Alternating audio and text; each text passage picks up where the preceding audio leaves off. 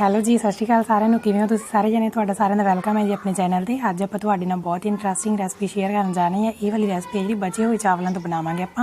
ਆਪਾਂ ਰਾਤ ਨੂੰ ਚਾਵਲ ਬਣਾਉਣੇ ਆ ਡਿਨਰ ਲਈ, ਸੋ ਬਚ ਜਾਂਦੇ ਆ ਤੇ ਆਪਾਂ ਕਹਿ ਦਿੰਦੇ ਆ ਵੀ ਉਹ ਵੇਸਟ ਹੋ ਗਏ। ਉਹ ਵੇਸਟ ਨਹੀਂ ਹੁੰਦੇ ਜੀ, ਉਹਨਾਂ ਤੋਂ ਆਪਾਂ ਕਈ ਤਰ੍ਹਾਂ ਦੀਆਂ ਰੈਸਪੀਜ਼ ਬਣਾ ਸਕਦੇ। ਉਹਨਾਂ ਵਿੱਚੋਂ ਇੱਕ ਰੈਸਪੀ ਜਿਹੜੀ ਅੱਜ ਮੈਂ ਤੁਹਾਨੂੰ ਬਣਾ ਕੇ ਦਿਖਾਉਣੀ ਹੈ ਤੇ ਉਸ ਰੈਸਪੀ ਲਈ ਆਪਾਂ ਨੂੰ ਬਹੁਤ ਹੀ ਘੱਟ ਸਮਾਨ ਦੀ ਲੋੜ ਹੁੰਦੀ ਹੈ ਤੇ ਆਪਾਂ ਕਿਸ ਤਰ੍ਹਾਂ ਬਣਾ ਸਕਦੇ ਹਾਂ ਜੀ, ਉਹ ਮੈਂ ਤੁਹਾਡੇ ਨਾਲ ਸ਼ੇਅਰ ਕਰਦੀ ਹਾਂ। ਚਲੋ ਫਿਰ ਆਪਾਂ ਕਿਚਨ ਦੇ ਵਿੱਚ ਚੱਲਦੇ ਹਾਂ, ਤੁਹਾਨੂੰ ਦੱਸਦੇ ਹਾਂ ਵੀ ਰੈਸਪੀ ਹੈ ਜਿਹੜੀ ਉਹ ਬਚੇ ਹੋਏ ਚਾਵਲਾਂ ਤੋਂ ਤੁਸੀਂ ਕਿਸ ਤਰ੍ਹਾਂ ਬਣਾ ਸਕਦੇ ਹੋ, ਕੀ ਸਮਾਨ ਦੀ ਲੋੜ ਹੈ।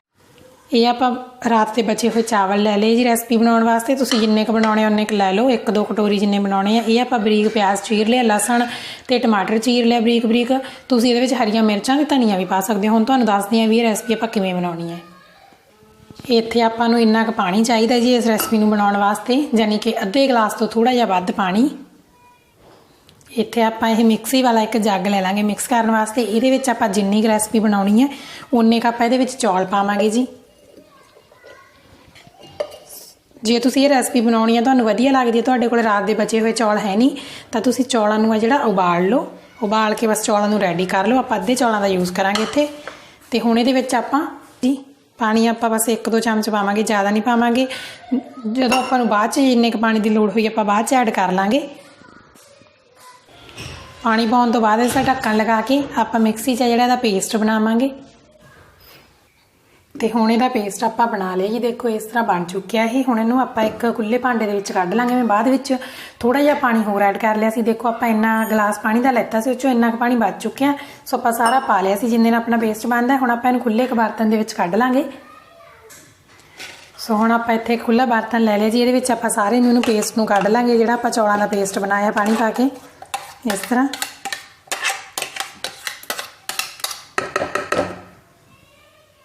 ਤੇ ਹੁਣ ਇਸ ਤਰ੍ਹਾਂ ਆਪਾਂ ਇਹ ਪੇਸਟ ਨੂੰ ਹੈ ਜਿਹੜਾ ਇੱਕ ਬਾਉਲ ਦੇ ਵਿੱਚ ਕੱਢ ਲਿਆ ਜੀ। ਹੁਣ ਆਪਾਂ ਇਹਦੇ ਵਿੱਚ ਸਭ ਤੋਂ ਪਹਿਲਾਂ ਜਿਹੜਾ ਟੇਸਟ ਅਕੋਰਡਿੰਗ ਆਪਣਾ ਨਮਕ ਐਡ ਕਰਾਂਗੇ। ਜਿੰਨਾ ਕੁ ਆਪਾਂ ਬਣਾ ਰਹੇ ਹਾਂ ਟੇਸਟ ਅਕੋਰਡਿੰਗ ਪਾ ਲਾਂਗੇ। ਫਿਰ ਆਪਾਂ ਇਹਦੇ ਵਿੱਚ ਜਿਹੜੀਆਂ ਲਾਲ ਮਿਰਚਾਂ ਪਾਵਾਂਗੇ, ਥੋੜ੍ਹੀਆਂ ਜਿਹੀਆਂ ਘੱਟ ਹੀ ਪਾਵਾਂਗੇ ਕਿਉਂਕਿ ਆਪਾਂ ਚਿੱਲੀ ਫਲੈਕਸ ਹੈ ਜਿਹੜੀਆਂ ਉਹ ਯੂਜ਼ ਕਰਾਂਗੇ।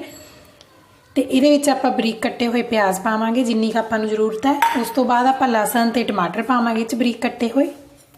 ਤੁਸੀਂ ਇੱਥੇ ਹਰੀਆਂ ਮਿਰਚਾਂ ਦਾ ਵੀ ਯੂਜ਼ ਕਰ ਸਕਦੇ ਹੋ। ਸਾਰੀਆਂ ਚੀਜ਼ਾਂ ਨੂੰ ਆਪਾਂ ਮਿਲਾ ਲਾਂਗੇ ਚੰਗੀ ਤਰ੍ਹਾਂ ਇਹਦੇ ਵਿੱਚ। ਇਸ ਤਰ੍ਹਾਂ ਇਹਨੂੰ ਚੰਗੀ ਤਰ੍ਹਾਂ ਫੈਂਟਣਾ ਆਪਾਂ ਘੋਲ ਨੂੰ ਵਧੀਆ ਚਮਚੇ ਦੀ ਮਦਦ ਨਾਲ। ਸੋ ਇਸ ਤਰ੍ਹਾਂ ਬਹੁਤ ਹੀ ਵਧੀਆ ਜਿਹੜਾ ਇਹ ਨਾਸ਼ਤਾ ਬਣ ਕੇ ਰੈਡੀ ਹੁੰਦਾ ਜੀ। ਤੇ ਜੇ ਤੁਸੀਂ ਇੱਕ ਵਾਰੀ ਬਣਾ ਲਿਆ ਤਾਂ ਬਾਰ-ਬਾਰ ਤੁਸੀਂ ਬਣਾਓਗੇ ਇਹ ਵਾਲਾ ਨਾਸ਼ਤਾ। ਬਹੁਤ ਜ਼ਿਆਦਾ ਟੇਸਟੀ ਬਣਦਾ ਤੇ ਬਹੁਤ ਈਜ਼ੀ ਬਣਦਾ। ਹੁਣ ਆਪਾਂ ਇਹਦੇ ਵਿੱਚ ਜਿਹੜੇ ਚਿੱਲੀ ਫਲੈਕਸ ਆ ਉਹ ਪਾਵਾਂਗੇ। ਇੱਥੇ ਇਹਦੇ ਵਿੱਚ ਆਪਾਂ ਚਿੱਲੀ ਫਲੈਕਸ ਪਾਵਾਂਗੇ ਥੋੜੇ ਜਿਹੇ। ਇਹਦੇ ਨਾਲ ਫਲੇਵਰ ਵੀ ਵਧੀਆ ਆਊਗਾ।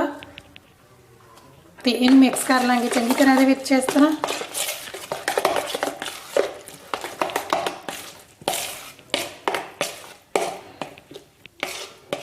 ਤੁਸੀਂ ਕਿਸੇ ਵੀ ਸਬਜ਼ੀ ਦੇ ਵਿੱਚ ਯੂਜ਼ ਕਰ ਸਕਦੇ ਹੋ, ਜਿਵੇਂ ਕਿ ਗਾਜਰ ਹੋ ਗਈ, ਕੱਦੂਕਸ਼ ਕਰਕੇ ਪਾ ਲਓ। ਪਿਆਜ਼ ਤਾਂ ਪਾਈ ਆਪਾਂ, ਆਲੂ ਪਾ ਲਓ ਕੱਦੂਕਸ਼ ਕਰਕੇ, ਫੁੱਲ ਗੋਭੀ ਹੋ ਗਈ। ਇਸ ਤਰ੍ਹਾਂ ਦੀਆਂ ਕੋਈ ਵੀ ਜਿਹੜੀਆਂ ਸਬਜ਼ੀਆਂ ਨੇ ਤੁਸੀਂ ਆਪਦੀ ਪਸੰਦੀ ਦਾ ਪਾ ਸਕਦੇ ਹੋ।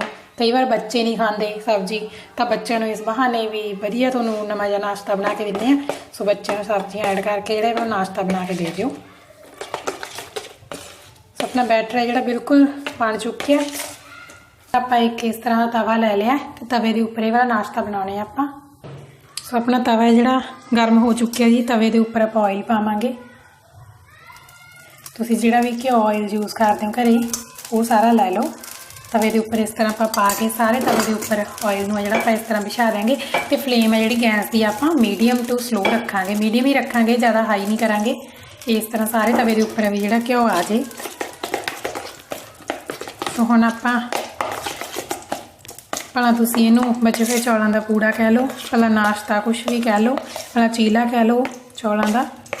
ਸੋ ਆਪਾਂ ਉਹ ਬਣਾਉਣਾ ਸਟਾਰਟ ਕਰਾਂਗੇ। ਇਸ ਤਰ੍ਹਾਂ ਇੱਕ ਚਮਚ ਦੀ ਮਦਦ ਨਾਲ ਜਿਹੜਾ ਆਪਾਂ ਇਹਦੇ ਉੱਪਰ ਇਸ ਤਰ੍ਹਾਂ ਬਿਛਾ ਦਿਆਂਗੇ ਇਹਨੂੰ ਬਣਾਉਣ ਵਾਸਤੇ।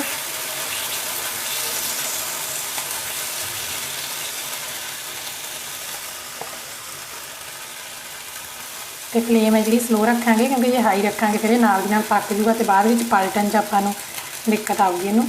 ਸੋ ਜਿੰਨਾ ਚਿਰ ਇਹ ਪੱਕਦਾ ਨਹੀਂ ਉਹਨਾਂ ਚਿਰ ਇਹਨੂੰ ਪਲਟਣਾ ਨਹੀਂ। ਤੇ ਇਹਦੇ ਸਾਈਡਾਂ 'ਤੇ ਆਪਾਂ ਥੋੜ੍ਹਾ ਹੋਰ ਘਿਓ ਪਾ ਦਿਆਂਗੇ ਇਸ ਤਰ੍ਹਾਂ, ਤੇ ਉੱਪਰ ਵੀ ਪਾ ਸਕਦੇ ਹਾਂ ਆਪਾਂ। ਤੇ ਇਹਨੂੰ ਜਿਹੜਾ मीडियम फ्लेम ते पक्कन देवांगे। देखो जी इस तरह तुसीं इहनूं बना लेना है। थोड़ा जिहा इहनूं पलटना मुश्किल हुंदा तवे तो, सो तुसीं तवे नूं इस तरह चकना है ते एवें पलट लेना इहनूं इस तरह। एक मैं टिप तुहानूं होर देवां भी, जे तुसीं पहली बार इस तरह का नाश्ता बना रहे हो, पहली बार बना रहे हो, तुहानूं लगदा भी ये टुट जू, साडे तो बनना नहीं, तां तुसीं की करना है, तुसीं इहदे विच थोड़ा जिहा जिहड़ा आपां नॉर्मल रोटी बनाउण वास्ते जिहड़ा गेहूं दा आटा आपां यूज़ करदे हुंदे ओह पा लेना तुसीं, ते ਉਹਦੇ ਨਾਲ ਜਿਹੜਾ ਇਹ ਟੁੱਟਣਾ नहीं। ਤੁਸੀਂ ਚੌਲਾਂ ਦਾ ਮਿਕਸਚਰ ਬਣਾਓਗੇ ਤਾਂ ਉਹਦੇ ਵਿੱਚ गेहूं ਦਾ ਆਟਾ ਜਿਹੜਾ ਥੋੜਾ ਜਿਹਾ ਪਾ ਲਓ, 2-3 ਚਮਚ यूज़ कर लो, फिर ये वधिया बन जाएंगे तो टुटने नहीं गए। सो हुण अपना ये रेडी हो गया। आप एक तवे ते जिहड़े 3-4 बना सकते हैं, तो ये रेडी हो गया। इनू प्लेट दे विच कढ देंगे तो दूसरे आप बनावांगे। सो इस तरह पक के बिल्कुल पका लेना चंगी तरह। चावल तो अपने पहले ही पक्के हुए सी, बॉयल किए हुए सीगे, ते हुण आपां दूजे भी सारे बनाउणे आ। तो तुसीं इस तरह भी 3-4 जिहड़े इकट्ठे बना सकते हो एक तवे के उपर, थोड़े छोटे छोटे बना लो, तो इस तरह बना सकते हो। कुछ भी कह सकते हो तुसीं इहनूं, चौलों की टिक्की, चौलों का पूड़ा, कुछ भी कह लो। सो टेस्टी नाश्ता जिहड़ा झटपट बन के रेडी हो जाता है। तो देखो एक आपां पलट लिया इस तरह, दूजे नूं तुहानूं पलट के दिखाउणा। इस तरह तुसीं हौली हौली जिहड़ा इन्हां नूं पलट लेना। थोड़ा जिहा टुटण तो ध्यान रखना है, क्योंकि टुट भी सकते, जिवें मैं तुहानूं दस्सिया भी तुसीं गेहूं दे आटे का यूज़ कर लो। देखो इधर भी आपां पलटदे आं वाला, इस तरह हौली हौली पलट लांगे आपां ध्यान नाल।